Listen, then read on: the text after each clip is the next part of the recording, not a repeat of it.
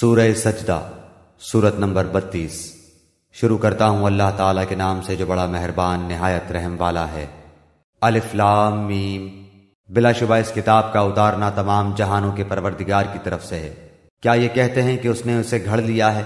نہیں، بلکہ یہ تیرے رب تعالیٰ کی طرف سے حق ہے، تاکہ آپ انہیں ڈرائیں جن کے پاس آپ سے پہلے کوئی ڈرانے والا نہیں آیا، تاکہ وہ راہ راست پر آ جائیں۔ اللہ تعالیٰ وہ ہے جس نے آسمان و زمین کو اور جو کچھ ان کے درمیان ہے سب کو 6 دن میں پیدا کر دیا، پھر عرش پر قائم ہوا۔ تمہارے لیے اس کے سوا کوئی مددگار اور سفارشی نہیں۔ کیا پھر بھی تم نصیحت حاصل نہیں کرتے؟ وہ آسمان سے لے کر زمین تک ہر کام کی تدبیر کرتا ہے، پھر وہ کام ایک ایسے دن میں اس کی طرف چڑھ جاتا ہے جس کا اندازہ تمہاری گنتی کے 1000 سال کے برابر ہے۔ یہی ہے چھپے کھلے کا جاننے والا، زبردست، غالب، بہت ہی مہربان، جس نے نہایت خوب بنائی جو چیز بھی بنائی، اور انسان کی بناوٹ مٹی سے شروع کی، پھر اس کی نسل ایک بے وقت پانی کے نچوڑ سے چلائی، جسے ٹھیک ٹھاک کر کے اس میں اپنی روح پھونکی۔ اسی نے تمہارے کان، آنکھیں اور دل بنائے، اس پر بھی تم بہت ہی تھوڑا احسان مانتے ہو۔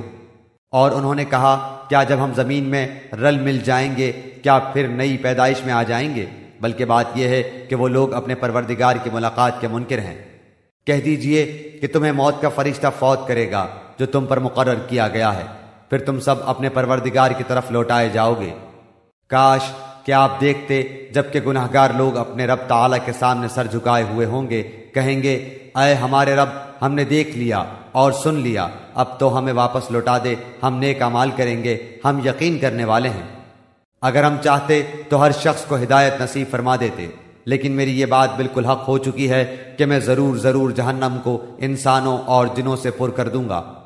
اب تم اپنے اس دن کی ملاقات کے فراموش کر دینے کا مزہ چکھو، ہم نے بھی تمہیں بھلا دیا، اور اپنے کیے ہوئے اعمال کی شامت سے ابدی عذاب کا مزہ چکھو۔ ہماری آیتوں پر وہی ایمان لاتے ہیں جنہیں جب کبھی ان سے نصیحت کی جاتی ہے تو وہ سجدے میں گر پڑتے ہیں، اور اپنے رب کی حمد کے ساتھ اس کی تسبیح پڑھتے ہیں، اور تکبر نہیں کرتے۔ ان کی کروٹیں اپنے بستروں سے الگ رہتی ہیں، اپنے رب کو خوف اور امید کے ساتھ پکارتے ہیں، اور جو کچھ ہم نے انہیں دے رکھا ہے وہ خرچ کرتے ہیں۔ کوئی نفس نہیں جانتا جو کچھ ہم نے ان کی آنکھوں کی ٹھنڈک ان کے لیے پوشیدہ کر رکھی ہے۔ جو کچھ کرتے تھے یہ اس کا بدلہ ہے۔ کیا وہ جو مومن ہو مثل اس کے ہے جو فاسق ہو؟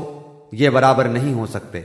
جن لوگوں نے ایمان قبول کیا اور نیک اعمال بھی کیے ان کے لیے ہمیشگی والی جنتیں ہیں، مہمانداری ہے ان کے اعمال کے بدلے جو وہ کرتے تھے۔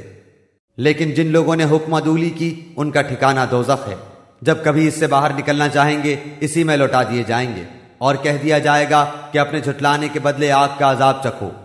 بالیقین ہم انہیں قریب کے چھوٹے سے بعض عذاب اس بڑے عذاب کے سوا چکھائیں گے تاکہ وہ لوٹ آئیں۔ اس سے بڑھ کر ظالم کون ہے جسے اللہ تعالیٰ کی آیتوں سے واعظ کیا گیا پھر بھی اس نے ان سے منہ پھیر لیا؟ یقین مانو کہ ہم بھی گناہگاروں سے انتقام لینے والے ہیں۔ بے شک ہم نے موسیٰ کو کتاب دی، پس آپ کو ہرگز اس کی ملاقات میں شک نہ کرنا چاہیے، اور ہم نے اسے بنی اسرائیل کی ہدایت کا ذریعہ بنایا۔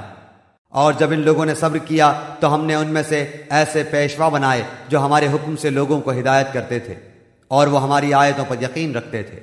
آپ کا رب ان سب کے درمیان ان تمام باتوں کا فیصلہ قیامت کے دن کرے گا جن میں وہ اختلاف کر رہے ہیں۔ کیا اس بات نے بھی انہیں ہدایت نہیں دی کہ ہم نے ان سے پہلے بہت سی امتوں کو ہلاک کر دیا جن کے مکانوں میں یہ چل پھر رہے ہیں؟ اس میں تو بڑی بڑی نشانیاں ہیں، کیا پھر بھی یہ نہیں سنتے؟ کیا یہ نہیں دیکھتے کہ ہم پانی کو بنجر غیر آباد زمین کی طرف بہا کر لے جاتے ہیں، پھر اس سے ہم کھیتیاں نکالتے ہیں جسے ان کے چوپائے اور یہ خود کھاتے ہیں؟ کیا پھر بھی یہ نہیں دیکھتے؟ اور کہتے ہیں کہ یہ فیصلہ کب ہوگا؟ اگر تم سچے ہو تو بتلاؤ۔ جواب دے دو کہ فیصلے والے دن ایمان لانا بے ایمانوں کو کچھ کام نہ آئے گا، اور نہ انہیں ڈھیل دی جائے گی۔ اب آپ ان کا خیال چھوڑ دیں اور منتظر رہیں، یہ بھی منتظر ہیں۔